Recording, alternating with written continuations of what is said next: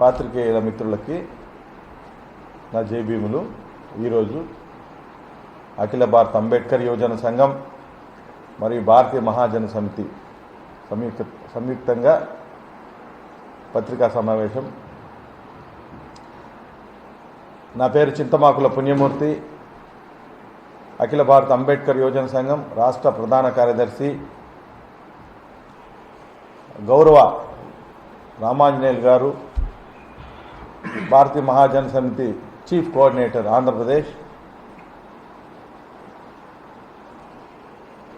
యువజన నాయకులు, పార్లమెంట్ నాయకులు, యూనివర్సిటీ నాయకులు అందరూ కూడా ఈ పత్రికా ముఖంగా పాల్గొనడం జరిగింది. ముఖ్యంగా ఈరోజు మొన్నటికి సామర్లకోట బలుసుపేట సంబంధించి ఆలపు గిరీష్ ఆత్మహత్య ఉదంతం మీద అఖిల భారత అంబేద్కర్ యువజన సంఘం, భారతీయ మహాజన సమితి రాష్ట్ర ప్రభుత్వాన్ని చేసినటువంటి డిమాండ్లో భాగంగా నిన్నటికి ఏదైతే ప్రజా సంఘాలు కోరుకున్న విధంగా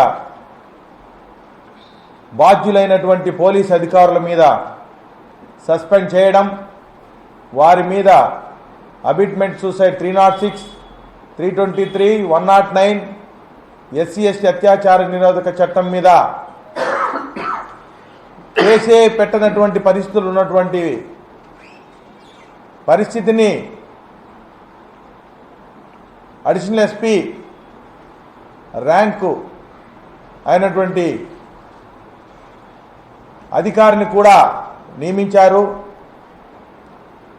నిజంగానే మేం ఏదైతే రాష్ట్ర ప్రభుత్వాన్ని, డీజీపీ గారిని విన్నవించాం, డిమాండ్ చేశాం, వాటినే బాధితులకు ఏ విధంగా న్యాయం చేయాలో ఆ రకంగా కేసులు కట్టి బాధితులు భరోసా కల్పించినందుకు రాష్ట్ర ప్రభుత్వానికి, గౌరవ డీజీపీ గారికి మా ప్రత్యేకమైనటువంటి ధన్యవాదాలు తెలుపుకుంటున్నాం.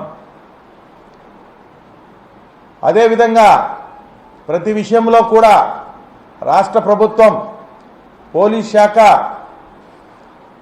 గతంలో జరిగినటువంటి అనేకమైనటువంటి దాడులు, SC/ST BC మైనారిటీ వర్గాల మీద జరుగుతున్నటువంటి దాడుల మీద ఈ విధంగా స్పందన, ఈ విధమైనటువంటి చర్యలు తీసుకొని ప్రజల్లో ఒక నమ్మకం కలిగించాల్సినటువంటి బాధ్యత పోలీసు వారికి, అటు ప్రభుత్వ యంత్రాంగానికి ఉన్నది.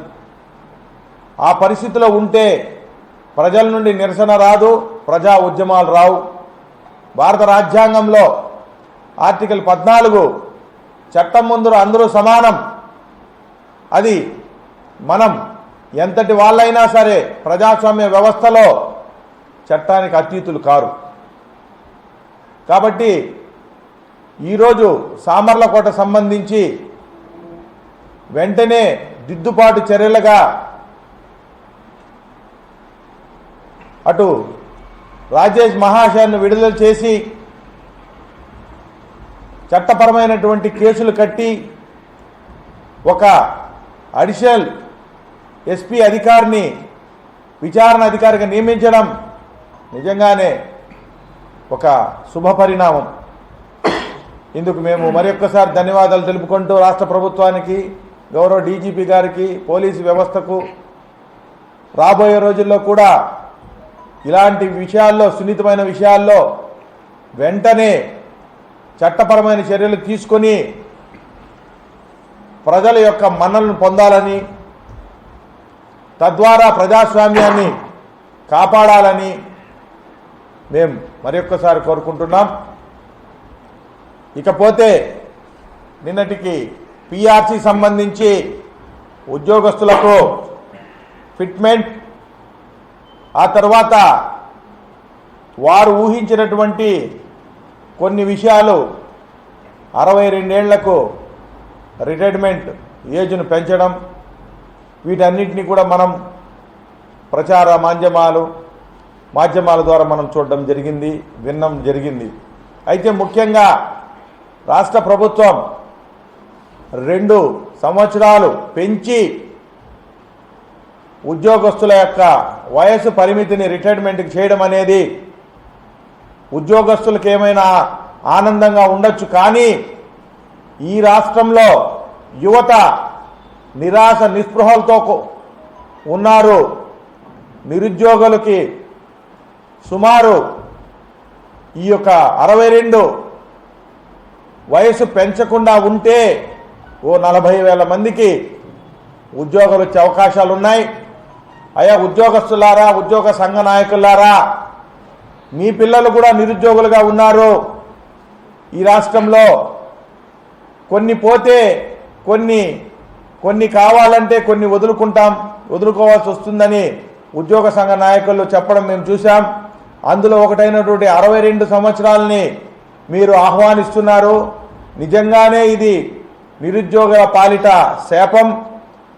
అదేవిధంగా 1998లో కేంద్ర ప్రభుత్వం 58 నుండి 60 సంవత్సరాలు చేసింది. ఆ తరువాత దేశంలో ఎక్కడా కూడా 60 సంవత్సరాలు మించకూడదు. ఒకవేళ మించితే మెడికల్ సైంటిస్టుల సంబంధించి మాత్రమే అవసరం మేరకు దాన్ని చేయాలి తప్ప ఇతర రంగాల్లో చేయకూడదని చాలా స్పష్టంగా కేంద్ర ప్రభుత్వ ఆదేశాలు జారీ చేసినా కూడా వాటన్నిటినీ పరిగణలోకి తీసుకొని ఈరోజు ఆయుష్ ప్రమాణం భారతదేశంలో ఒక వ్యక్తి ఆయుష్ ప్రమాణం 69.5 సంవత్సరాలు. దానికి తదనుగుణంగా ప్రామాణికమైన కమిటీలను, ప్రామాణికమైనటువంటి మేధావి వర్గాలను ద్వారా ఒక చర్చ జరిగి 62 సంవత్సరాలు రిటైర్మెంట్ వయసు పెట్టే ఆవశ్యకతను ప్రభుత్వం తెలియజేసిన పరిస్థితి ఉన్నది. అవేవీ కాకుండా 62 సంవత్సరాలు చేసి నిరుద్యోగుల పరిస్థితిని ఒక్కసారి పునరాలోచించకుండా వేయడం అనేది నిజంగా బాధాకరం. అఖిల భారత అంబేద్కర్ యువజన సంఘం ఈరోజు ఈ యొక్క విషయంగా ఈ పత్రికా ముఖంగా ఒక్కసారి మరీ పునరాలోచించాలి. రాష్ట్ర ప్రభుత్వం నిరుద్యోగులకు ఏమని భరోసా ఇస్తారు మీరు?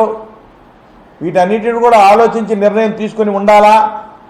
అయినా కూడా ఒక్కసారి పునరాలోచించండి నిరుద్యోగుల యొక్క పరిస్థితి. ఈ యొక్క కార్యక్రమం 62 సంవత్సరాలు పెట్టకుండా ఉంటే 40,000 మందికి ఉద్యోగాలు వచ్చే అవకాశాలు నిరుద్యోగులకు ఉన్నది. నిరుద్యోగులు ఎదురు చూస్తూ ఉన్నారు ప్రభుత్వం యొక్క విధానాల మీద. కాబట్టి మీరు ఒక్కసారి పునరాలోచించి దాన్ని వెనక్కు తీసుకొని 60 ఏళ్లకే చేసే విధంగా చూడాలని రాష్ట్ర ప్రభుత్వాన్ని మేము విన్నవించుకుంటున్నాం. అదేవిధంగా డిమాండ్ కూడా చేస్తున్నాం నిరుద్యోగుల తరపున. జై భీమ్, జై భీమ్, జై భారత్.